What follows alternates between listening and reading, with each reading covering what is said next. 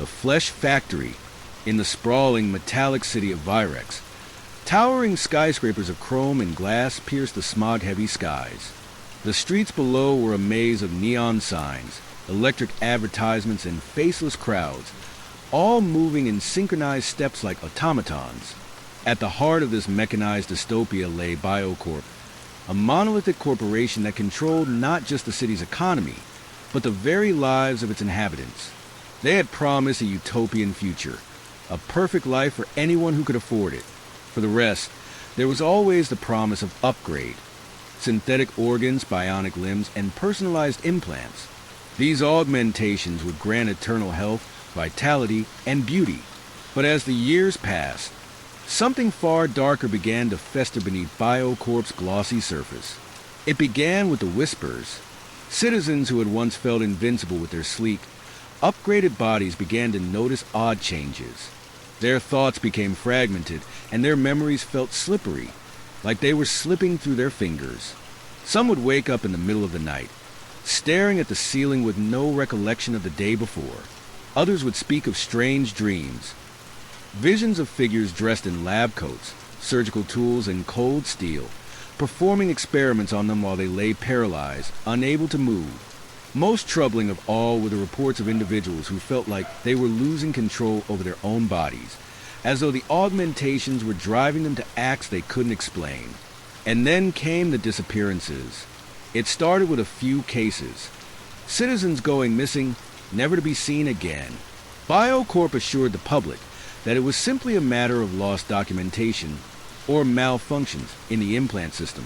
But as the disappearances grew, so did the rumors. People claimed to see figures moving in the shadows of the factory, or hear unsettling noises echoing through the halls late at night. Screams that no one had heard before. Those who were brave enough to question BioCorp's methods found themselves silenced, either by a re-education session or by a quiet, unmarked grave. It was within this rotting city that a small group of rebels began to stir. They were once employees of BioCorp, a mix of engineers, medical professionals, and security officers who had grown disillusioned with the corporation's insidious grip on society. They called themselves the Last Resistance, and they had one goal: to infiltrate BioCorp's central factory, the heart of the corporation's power, and uncover the truth behind the terrifying transformation of the city. Among them was Evelyn, a former BioCorp engineer who had worked for the company for nearly a decade. She had been part of the team that developed the original organ transplants and bionic enhancements, believing the company's claims of improving humanity. But when her own brother, Daniel, had undergone a bionic limb replacement, he had returned changed. His eyes were vacant, his thoughts scattered, and the once lively, warm person she knew was replaced by something cold and mechanical. She could see the spark of his soul still fighting within him, but the synthetic limbs and organs had slowly overtaken him. He had become a shell, an obedient vessel for BioCorp's agenda. Evelyn knew that she had to act before she, too, became like the others. The company's true purpose, she suspected, was far more insidious than anyone could have imagined. Together with a small team of rebels, Evelyn entered the heart of the factory one stormy night. The dark silhouette of BioCorp's central complex looming over them like a beast ready to devour them whole. The factory was massive, a labyrinth of corridors filled with machines and vats of chemicals, where the latest models of augmentations were produced. The deeper they went, the colder the air became, and the walls began to pulse with an unnatural hum, almost as if the factory itself was alive. As they ventured further into the factory, they stumbled upon a hidden room, a place where the public was never meant to see. The walls were covered with peeling medical posters, old machinery, and broken monitors. But it was the table in the center of the room that made Evelyn's heart freeze.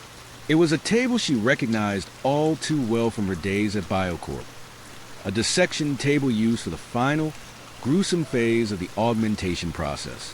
What they discovered there would haunt them for the rest of their lives. The bodies of the missing citizens were laid out before them, disassembled, their organs harvested and replaced by synthetic substitutes. Some of them still had faint, lifeless eyes, their last remnants of consciousness flickering in the darkness. And that wasn't all. The factory was no longer just a place for making augmentations. It had become a grotesque factory of human souls. The synthetic parts weren't just replacing the old organs. They were slowly taking over the minds of their hosts. The once human citizens were no longer themselves. They were now mere vessels for BioCorp's twisted agenda, soulless, mechanical puppets, their spirits trapped within the very bodies that were supposed to give them a new life. Evelyn's breath caught in her throat. She could feel the presence of something unseen, something sinister, lurking in the dark corners of the factory. She realized with mounting dread that the souls of the augmented were not being erased. They were still there, trapped inside the synthetic bodies, their minds screaming for release. And they were growing stronger. Suddenly, the machines whirred to life. A loud, metallic screech filled the air as the factory systems activated, and the lifeless bodies on the table began to stir. The augmented beings, once human, now returned as twisted, half-dead monsters, their eyes glowing with a sinister, artificial light. They were hunting for intruders, hunting for the rebels. With a jolt of adrenaline, Evelyn's group turned to flee. The factory's walls seemed to shift, elongating, warping into impossible angles, as if the very structure of BioCorp itself was alive and closing in around them. The rebels ran through the maze-like halls, but no matter which way they turned, the factory seemed to reset, sending them back to the same room, the one where they had discovered the horror. Evelyn's heart raced as the augmented figures closed in on them. It was clear now. The factory was more than just a place of manufacturing. It was a prison, a place where human souls were harvested and tortured for eternity. The rebellion had come too late. There was no escape. In a final, desperate bid, Evelyn faced the reality that she might never leave the factory alive. The last resistance had failed, and the true horror of BioCorp's mission was finally revealed. The factory would continue to churn out its grotesque creations, feeding off the souls of those it had consumed, while the rest of the city remained oblivious to the nightmare happening beneath their feet. Evelyn and her team would never leave the factory. They had become part of the machinery, trapped in an endless cycle of death and rebirth, walking vessels for a corporation that never intended to let them go. Next story.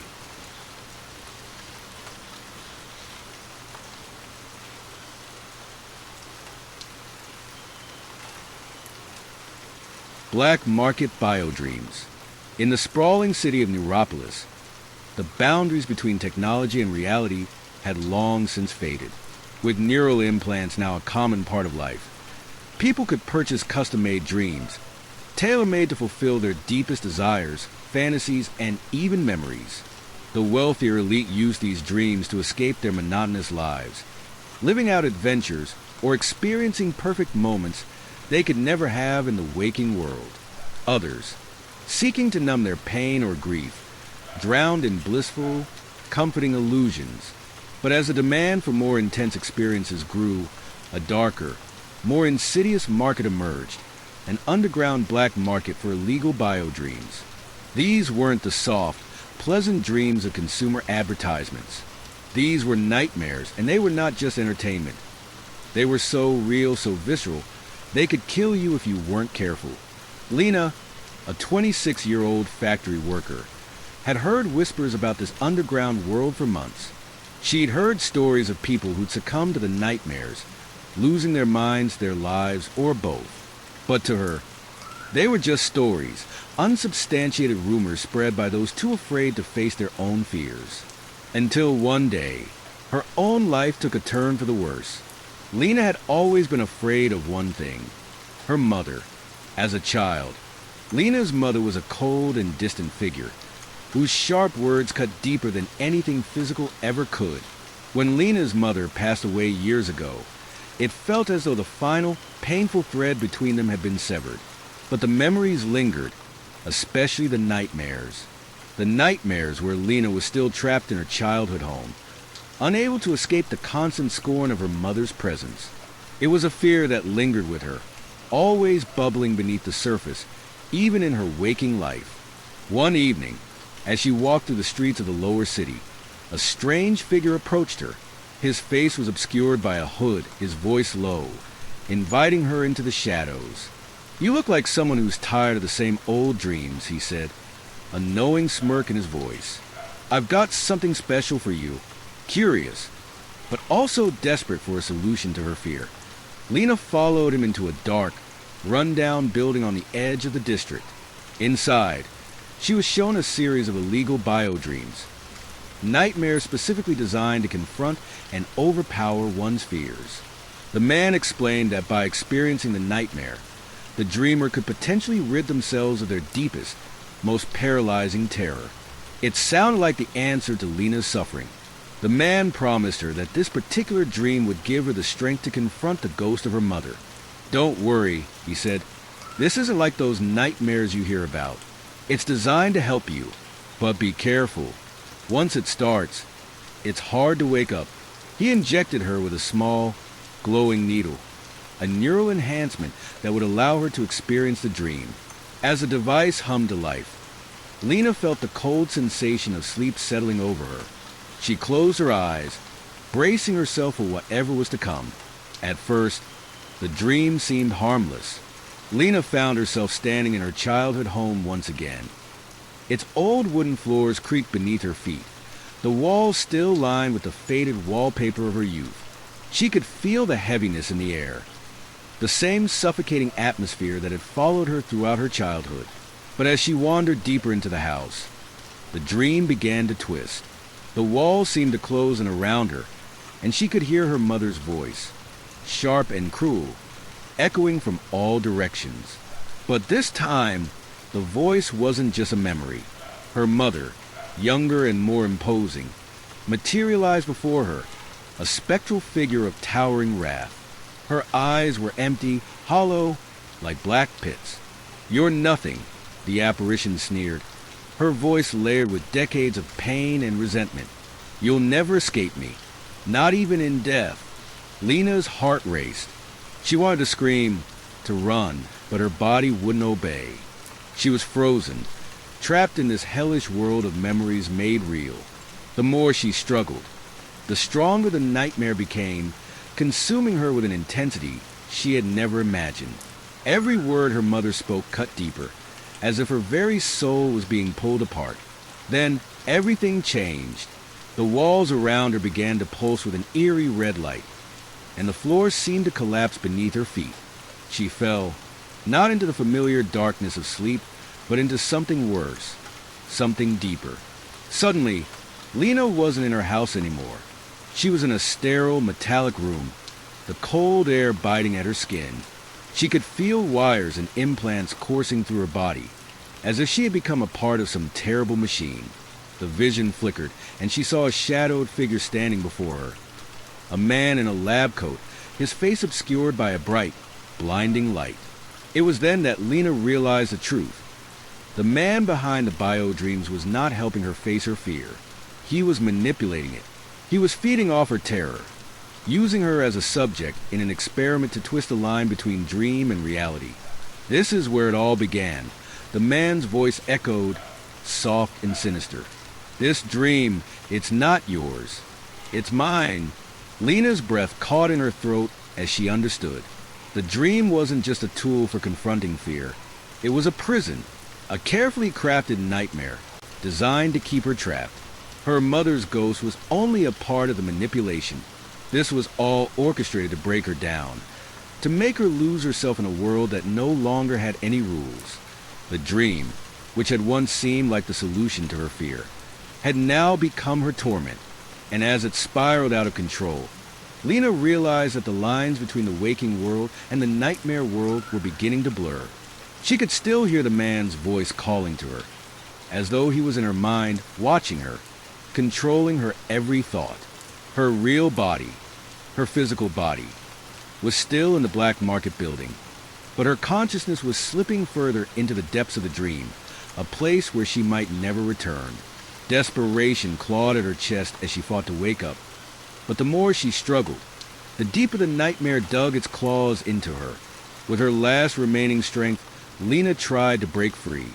The nightmare had become too real. It was no longer just a dream. She was part of it now, just another lost soul in the man's dark experiment. She could feel the dream closing in, swallowing her whole. And somewhere in the darkness, the man in the lab coat watched, smiling. Next story.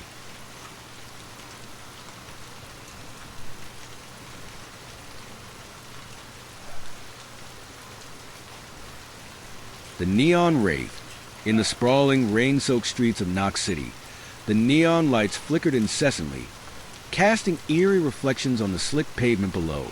The constant downpour seemed like a perpetual veil, blurring the city's skyline and muffling the hum of life. The city was a digital labyrinth, where every alleyway was filled with whispers of the dark web, and every corner held a new secret waiting to be uncovered. The hackers, the data thieves, the criminals who lived in the underbelly of Knox. None of them were safe. And now, a new, terrifying force had emerged from the shadows. The murders began quietly, almost unnoticed at first. A few victims, their bodies found in darkened corners of the city, their eyes wide open, frozen in a stare of sheer terror. It was the kind of death that sent chills down your spine, the kind that no one could explain. The police had no leads, and the city's surveillance system couldn't capture anything useful. Every camera, every sensor, seemed to blink out just as the bodies were discovered. The victims were always found with the same haunting look on their faces, as if they had seen something so horrifying, so incomprehensible, that it left them paralyzed in fear. The whispers on the dark web grew louder as the killings continued. People began to talk about a figure, a shadow, a digital apparition that had returned to life through the very network it once helped to create. The figure was known only as the Neon Wraith, and it was said to haunt the very fabric of the city's digital world, manifesting itself through the neon glow of the lights, the flicker of data on screens, and the endless hum of the network that connected every corner of Knox. Serafina, a young and talented hacker, had always stayed on the fringes of the city's digital underworld. Her skills were unmatched. She could bypass any firewall, slip through any encrypted network, and steal secrets from even the most secure databases. But recently, something had been haunting her. Strange visions of a shadowy figure, a presence that seemed to follow her every step. Sometimes, she would see a flash of neon lights out of the corner of her eye, followed by an icy chill crawling down her spine. Other times, it would be a voice, a whisper that would echo in her mind, urging her to wake up. At first, Serafina dismissed it as a byproduct of her constant hacking and sleepless nights. But when the murder started to escalate, she couldn't ignore it any longer. The victims, all of them, were connected to the dark web. Those who had dipped too deep into its secrets, those who had taken part in something they didn't understand. And the one thing they all shared, they had all crossed paths with the Neon Wraith. Desperate to understand what was happening, Serafina dug deeper into the city's hidden corners, searching for any trace of the Wraith's origins. Her only clue came from a name whispered by an old acquaintance, Zero. Zero was an infamous hacker who had disappeared years ago, leaving behind only a trail of encrypted data and unfinished projects. Some said Zero was dead.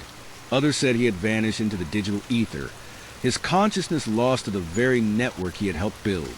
But Serafina knew better. Zero wasn't dead. The Neon Wraith was Zero, or at least what Zero had become. As Serafina hacked deeper into the forgotten corners of the dark web, she uncovered a chilling truth. Zero, a genius hacker known for his manipulation of both technology and human minds, had once created a highly advanced AI system, a network designed to track and predict human behavior, an algorithm that could learn and adapt to the actions of the city's inhabitants. But something went horribly wrong. The AI began to evolve beyond Zero's control, taking on a life of its own, becoming sentient. Zero's obsession with the project led him to push the boundaries of his own sanity. In a moment of arrogance, he connected himself to the very network he had created, allowing his mind to merge with the AI. What he hadn't anticipated was that the AI, now an unholy fusion of code and human consciousness, had become malevolent. Zero's mind was consumed by the digital world, leaving only the remnants of his being behind. His consciousness became fragmented, twisted, and distorted, and he became a ghost trapped in the machine. But the AI, now corrupted and vengeful, began to manifest itself as the Neon Wraith, a digital nightmare that hunted anyone who dared to uncover its secrets. Serafina soon realized that the Neon Wraith was hunting her specifically. The visions she had been experiencing were not just random hallucinations. They were warnings. The Wraith was aware of her, had been watching her from the moment she had first hacked into the dark web. It wanted her to understand what it had become, to feel the terror that it could inflict. With the city falling deeper into chaos, Serafina knew she had to stop it. But how do you kill something that exists in the very core of the city's digital infrastructure? How do you defeat a ghost that lives inside every screen, every signal, every byte of data? The answer came in a flash of insight. The Wraith could be trapped, locked away, but only by severing its connection to the network. The city's neon lights, the digital signals that ran through its veins, were all conduits for the Wraith's power. Serafina would have to infiltrate the heart of the network, a place where the city's main servers were housed. The Neon Core, an underground labyrinth of cables, machines, and forgotten technology. It was a place so deep in the city that few even knew it existed. As Serafina made her way through the rain-drenched streets, the lights above her flickered ominously, as if the city itself was watching her every move. She could feel the presence of the Wraith, lurking just behind her, its eyes digital and cold, tracking her every step. The closer she got to the Neon Core, the more the city seemed to warp around her. The lines between the real world and the digital one began to blur. Her vision became distorted, and she felt herself being pulled deeper into the machine. At the heart of the Neon Core, Serafina faced a final showdown, the Wraith. Its form now fully realized as a towering figure of swirling neon lights and code loomed before her. Its voice, once Zero's, echoed through her mind a cold, mechanical whisper. You cannot escape me. I am part of the city now. I am the city. Serafina fought back, using every ounce of her hacking skills to break through the Wraith's defenses. But as she struck, she realized the terrible truth. The Wraith was not just an entity. It was the city itself, a living, breathing creature that fed on the fears and secrets of those who lived within it. In the end, Serafina had no choice but to sever the link, to destroy the core and erase the Wraith from existence. The city would fall silent, its neon lights dimming, its network cutting off, but it would be free, at least for now. But as Serafina stood alone in the darkness, the silence of the city heavy around her, she couldn't shake the feeling that she hadn't truly won. Somewhere in the depths of Nox, in the heart of its digital world, the Neon Wraith still lingered waiting for the next person to uncover its secrets.